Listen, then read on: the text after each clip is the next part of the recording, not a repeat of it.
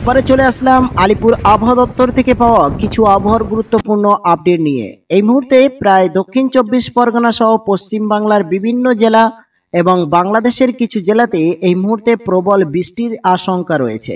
সাথে সাথে এই মুহূর্তে সব থেকে গুরুত্বপূর্ণ যে আপডেটটি রয়েছে, আবারও ঘূর্ণিঝড় রয়েছে বঙ্গোপসাগরের উপরে এবং এরই প্রভাব পড়তে পারে বিশেষ করে কলকাতা, রাজশাহী ও ধানবাদ এবং এছাড়া চিটাগঞ্জ, ঢাকা, এছাড়া পশ্চিম বাংলা, বাংলাদেশের একাধিক জেলা। আজ যেহেতু বৃহস্পতিবার 26 জুন এবং আগামীকাল 27 জুন, 28 জুন ও 29 ও 30 তারিখ পর্যন্ত আবহাওয়া পূর্বাভাস কোথায় কেমন থাকতে পারে, কোন কোন জেলাতে ভারী পরিমাণে বৃষ্টি হতে পারে এবং কোন কোন জেলাতে এই হাওয়ার প্রভাব কতটা পড়তে পারে, বিস্তারিত জানতে অবশ্যই ভিডিওটি শেষ পর্যন্ত দেখতে থাকুন। এই মুহূর্তে বঙ্গোপসাগরের উপরে 62 কিলোমিটার বেগে দমকা হাওয়া আমরা দেখতে পাচ্ছি এবং এই হাওয়া ইতিমধ্যে আমরা দেখতে পাচ্ছি বিশেষ করে কলকাতা এবং এছাড়া আমরা দেখতে পাচ্ছি রাজশাহী, মুর্শিদাবাদ জেলা এবং ঢাকা, এদিকে চিটাগঞ্জ, মহেশখালী, সাগর উপকূল জায়গাগুলোতে আসতে পড়েছে। বিশেষ করে আমরা দেখতে পাচ্ছি যে মাদলা জেলাতেও কিন্তু হাওয়ার প্রভাব ভালো পরিমাণে রয়েছে এবং বৃষ্টি এই মুহূর্তে আমরা যদি দেখি তাহলে দেখতে পাচ্ছি প্রায় দক্ষিণ চব্বিশ পরগনা, উত্তর চব্বিশ পরগনা সহ পশ্চিম বাংলার বিভিন্ন জেলাতে আজ বৃষ্টি রয়েছে। বিশেষ করে সকাল থেকে আমরা দেখতে পাচ্ছি মাঝে মধ্যে এক ঝলক বৃষ্টি এবং মাঝে মধ্যে আবারও কিন্তু দেখা যায় সূর্যের তাপ, এরকমই ভাবে চলছে। তো এই মুহূর্তে আমরা দেখতে পাচ্ছি বিশেষ করে বিজয়দা, বিশাখাপট্টনম এবং এছাড়া ভুবনেশ্বর এই সমস্ত এলাকাতে কিন্তু ভাসা মেঘ রয়েছে। তো চলুন দেখে নেওয়া যাক এই ঘূর্ণিঝড়ের আপডেট ধীরে ধীরে বিকালের দিকে ও রাতের দিকে কেমন কি থাকতে পারে এবং আগামীকাল 27 জুন কেমন থাকতে পারে বিস্তারিত জানিয়ে দেব। তো আমরা দেখতে পাচ্ছি আজ বিকাল ঠিক 5টা পর্যন্ত যে আপডেট উঠে আসছে সে আপডেট কিন্তু ধীরে ধীরে ঝাপটা হাওয়া আরো বৃদ্ধি পেতে পারে বলে সম্ভাবনা রয়েছে। বিশেষ করে আমরা দেখতে পাচ্ছি হলদিবাড়ি, গঙ্গাসাগর, হলদিয়া এবং এছাড়া কলাপাড়া এবং মতিরহাট, ফরিদগঞ্জ এবং এছাড়া আমরা দেখতে পাচ্ছি চিটাগঞ্জ, মহেশখালী সহ কুমিল্লা, ঢাকা, রাজশাহী, বরিশাল, মেহেরপুর এবং মুর্শিদাবাদ জেলা এবং উড়িষ্যার উপকূলগুলোতে ও মাদলা জেলাতে কিন্তু এই ঘূর্ণিঝড়ের আশঙ্কা রয়েছে এবং আজ কিন্তু হাওয়া বইতে থাকবে। ঠিক 5টা পর্যন্ত নয়, আমরা 5টা পর্যন্ত আপডেটে হাওয়ার গতিবেগ দেখতে পাচ্ছি প্রায় সর্বদা প্রায় আমরা দেখতে পাচ্ছি 51 কিলোমিটার, অর্থাৎ দেখা যায় 50 থেকে 80 কিলোমিটারের ভিতরে এই দমকা হাওয়া কিন্তু আজ বইতে পারে বলে সম্ভাবনা রয়েছে। ধীরে ধীরে আমরা যদি রাতের দিকে যাই তাহলে আমরা দেখতে পাচ্ছি রাত 10টা থেকে 11টার মধ্যে সাগর উপকূল জায়গাগুলোতে হাওয়া থাকলেও কিন্তু কলকাতা, বজবজ এবং সন্তেশপুর এবং এছাড়া বাংলাদেশের দিকে দেখলে সাতক্ষীরা, খুলনা ও ঢাকা, ফরিদগঞ্জ, কুমিল্লা এই সমস্ত জায়গায় হাওয়া স্বাভাবিক হয়ে যাওয়ার সম্ভাবনা রয়েছে রাতের দিকে। ঠিক রাত 10টা থেকে 12টার দিকের আপডেট হাওয়া স্বাভাবিক হলেও বৃষ্টি কিন্তু হালকা হালকা হতে পারে এবং আকাশে কিন্তু মেঘলা থাকবে, মেঘলা আকাশ রয়েছে যেখানে কালো মেঘ, সাদা মেঘের আনাগোনা আমরা দেখতে পাচ্ছি। যেহেতু আষাঢ় মাস তাই এই মুহূর্তে কিন্তু বৃষ্টি হওয়াটাই স্বাভাবিক।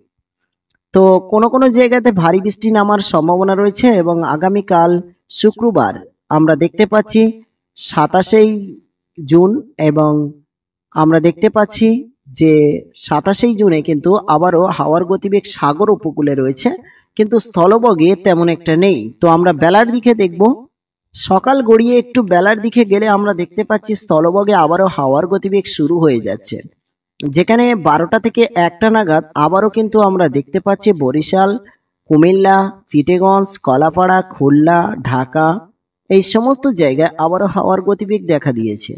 আগামীকালও প্রায় 50 থেকে 60 কিলোমিটার বেগে দমকা হাওয়া বইতে পারে, তবে মাদলা জেলা, রাজশাহী, মুর্শিদাবাদ এই সমস্ত জায়গায় হাওয়ার গতিবেগ আজ থেকে আগামীকাল একটু নিয়ন্ত্রণে থাকতে পারে বলে সম্ভাবনা করা যায়। তবে সাথে বৃষ্টির কি আশঙ্কা রয়েছে অবশ্যই জানিয়ে দেব, সঙ্গে থাকুন। তো বৃষ্টি আমরা দেখতে পাচ্ছি আগামীকাল ঠিক দুপুরের দিকে বৃষ্টি আবারও কিন্তু মেহেরপুরে কিন্তু বৃষ্টি নামতে পারে, যেখানে আমরা দেখতে পাচ্ছি একটু ভারী বৃষ্টি রয়েছে এবং এছাড়া রাজশাহীতে একটু ভারী বৃষ্টি রয়েছে, মুর্শিদাবাদ জেলাতেও ভারী বৃষ্টি রয়েছে, মাদলা জেলাতেও রয়েছে তো একাধিক জেলাতে বৃষ্টি কিন্তু অলরেডি কম বেশি রয়েছে এবং সাথে বজ্রপাতের সম্ভাবনাও রয়েছে। এবং বৃষ্টির পরিমাণ দেখলে আমরা দেখতে পাচ্ছি কোনো কোনো জায়গায় প্রায় 14 mm অর্থাৎ 15 mm, কোনো কোনো জায়গায় আবার ভারী বৃষ্টি রয়েছে 20 mm এর কাছাকাছি, এবং কোনো কোনো জায়গায় হালকা বৃষ্টি 2.9 mm 2 mm এর কাছাকাছি রয়েছে। তো এই মুহূর্তে যে আপডেট সব থেকে গুরুত্বপূর্ণ সেটি হলো ঘূর্ণিঝড় ও ঝাপটা হাওয়ার কি আপডেট। তো আমরা দেখতে পাচ্ছি এই মুহূর্তে আগামীকাল সন্ধ্যা 6টা পর্যন্ত আবারও হাওয়ার গতিবেগ প্রায় স্থলভাগে বাংলাদেশে একটু বেশি দেখা দিতে পারে।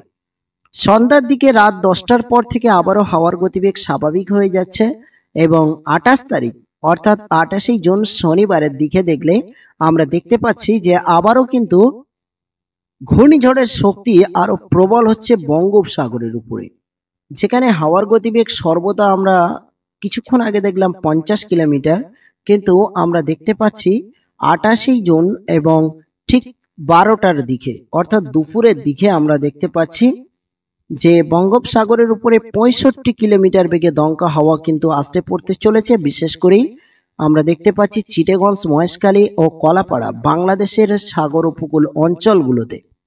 সাথে সাথে আমরা এদিকে নজর রাখবো অন্ধ্রপ্রদেশের দিকে। অন্ধ্রপ্রদেশের দিকে আমরা দেখতে পাচ্ছি একাধিক জায়গাতে কিন্তু প্রবল হাওয়ার গতিবেগ থাকার সম্ভাবনা রয়েছে। শনিবারের দিকে 50 থেকে 80 কিলোমিটার বেগে দমকা থেকে দমকা হাওয়া বইতে পারে। বঙ্গোপসাগরের উপরে কোনো কোনো জায়গায় প্রায় 65 থেকে 70-80 কিলোমিটার পর্যন্ত কিন্তু দমকা হাওয়া বইতে পারে বলে একটি সম্ভাবনা রয়েছে। তা আপনারা কোন জেলা থেকে ভিডিও দেখছেন অবশ্যই কমেন্ট করে জানিয়ে যাবেন, তাহলে আমরা চেষ্টা করব সেই সমস্ত জায়গার আপডেটগুলো পরবর্তী ভিডিওতে জানানোর জন্য। হলদিবাড়িতে আমরা দেখতে পাচ্ছি প্রায় 20 mm বৃষ্টি কিন্তু রয়েছে, বিশেষ করে শনিবারের দিকে, শনিবার দুপুরের দিকে ছড়াপড়া বৃষ্টি প্রায় একাধিক জেলাতে হতে পারে বলে সম্ভাবনা রয়েছে। আকাশ কিন্তু মেঘলা থাকবে এবং আকাশ মেঘলা থাকলেও আমরা নজর রাখবো তাপমাত্রার দিকে। তো শনিবার ঠিক রাত 10টা পর্যন্ত আপডেট আপনাদেরকে জানিয়ে দিলাম এবং এই মুহূর্তে দেখে নেব আজ এবং আগামীকাল তাপমাত্রা কেমন কি থাকতে পারে। তাপমাত্রা আজকে যদি আমরা দেখি কলকাতার দিকে তাকিয়ে, তাহলে আমরা দেখতে পাচ্ছি 30 ডিগ্রি সেলসিয়াস। এদিকে খুলনাতে দেখতে পাচ্ছি 31 ডিগ্রি সেলসিয়াস, বরিশালে 30 ডিগ্রি সেলসিয়াস, কুমিল্লাতেও কিন্তু 30 ডিগ্রি সেলসিয়াস রয়েছে। চিটাগং, মহেশখালী অতিরিক্ত হাওয়ার গতিবেগের জন্য 28 ডিগ্রি সেলসিয়াসের কাছাকাছি রয়েছে।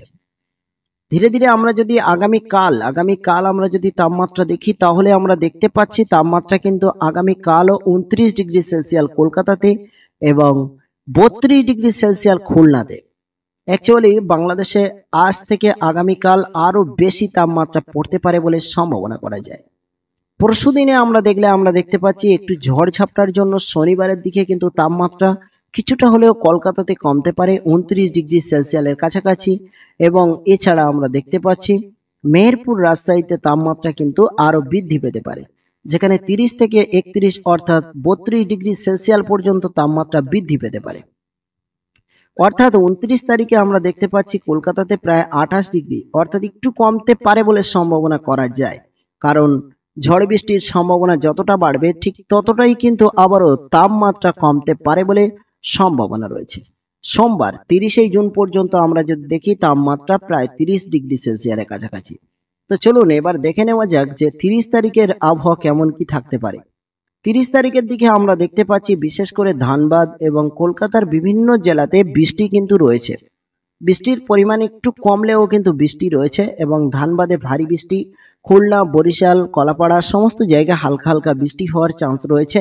বিশেষ করে চিটাগং, মহেশখালীর উপরে আবারও কোনো রকম ঝোড়ো হওয়ার আপডেট কি রয়েছে। তো ঝোড়ো হওয়ার আপডেট কিন্তু চিটাগং ও মহেশখালীর কাছাকাছি এভেলেবেল দেখা যায়, কারণ এই মুহূর্তে দেখা যাচ্ছে ঠিক 30 তারিখের দিকে হাওয়ার গতিবেগ প্রায় 48 থেকে 50 কিলোমিটার বেগে। আর বিশেষ করে যেখানে মন্দারমণি, দীঘা, কন্টাই পশ্চিম বাংলার মধ্যে, সেখানে কিন্তু প্রবল ঝোড়ো হাওয়া এভেলেবেল দেখা যায় এবং বাংলাদেশের বিশেষ করে চিটাগং, মহেশখালীর কাছাকাছি অতিপ্রহিত কিন্তু ঘূর্ণিঝড় রয়েছে এবং বর্তমানে কিন্তু ঘূর্ণিঝড় 53 থেকে 60 কিলোমিটার বেগে দমকা হাওয়া 30 জুন অর্থাৎ সোমবারের দিকে বইতে পারে বলে সম্ভাবনা করা যায়। তাই প্রত্যেককে অবশ্যই সাবধানতা অবলম্বন করবেন। আর এই মুহূর্তে কিন্তু বৃষ্টি রয়েছে প্রায় লাগাতার কম বেশি, সাথেই কিন্তু ঘূর্ণিঝড়ের আপডেট কিছুটা হলেও আশঙ্কা রয়েছে। তো এই মুহূর্তের সব থেকে গুরুত্বপূর্ণ খবর পাওয়া এতটুকু ছিল আপনাদের জন্য।